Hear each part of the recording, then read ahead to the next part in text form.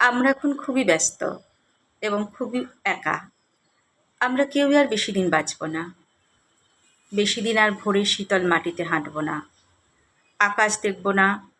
টেলিগ্রাফের তারে সন্ধ্যার সারবন্দি পাখি দেখে মুগ্ধ হব না। অথচ আমরা তার জন্য প্রস্তুত হইনি।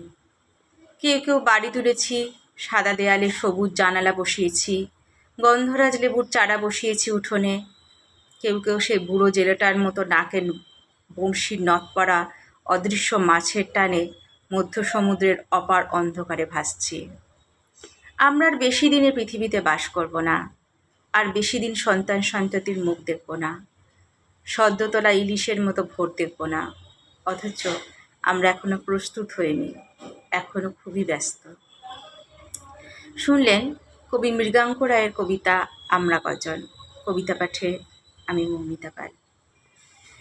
আমি ছুঁতে চাই কাঠের প্রাণ, আমি ছুঁতে চাই ফুলের প্রাণ, আমি তোমাকে ছুঁতে চাই যুগে যুগান্তরে।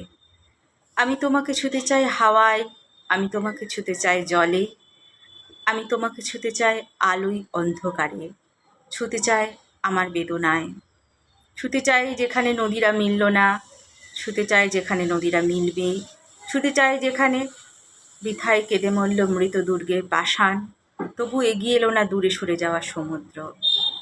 আমি তোমাকে চাই না শোনাতে, আমি তো আমাকে চাই না দেখাতে, ওগো আমি তোমাকে ছুঁতে চাই, শুধু আমাকে ছোঁয়াতে চাই যুগ হতে যুগান্তরে প্রাণ দিয়ে প্রাণে। আর কি সে দুঃসহ প্রেম, যাতে ফুল কাঠ প্রাণ হাওয়া অন্ধকার আমরা সকলে হলাম একে অন্যের তুমি। সবাই হলাম চুম্বক এই পৃথিবীর অপরিচিতের ভিড়ে। শুনলেন কবি লোকনাথ ভট্টাচার্যের কবিতা চুম্বক। কবিতা পাঠে আমি মৌমিতা পাল। ভালোবাসি হয়তোবা তোমাকেই আমি ভালোবাসি, তা নইলে এ কুটিরে এ উনুনে আমার কি কাজ। সন্দেহ করো না তুমি, এই হৃদয় হবে না সন্ন্যাসী। কাল সে বানাবে বসে, ভেঙে যা ছড়িয়ে দিল আজ। এ সমুদ্রে ঢেউ নেই, জানলায় টুকরো আকাশ কতটুকু, তবু মন এখানেও বাঁচে, কথা বলে। সামান্যের ধূপে জ্বলে অসামান্য পাওয়ার সুবাস নিঃশব্দ আমার ঘরে, দোলনায় ছোট শিশু দোলে। শুনলেন রাজলক্ষ্মী দেবীর কবিতা এখনকার কবিতা। কবিতা পাঠে আমি মৌমিতা পাল। বামেতে যেও না খোকা, বামে আছে ত্রিকুট পর্বত, দক্ষিণেও যেও না গো, দক্ষিণেতে ভূষণ্ডির মাঠ।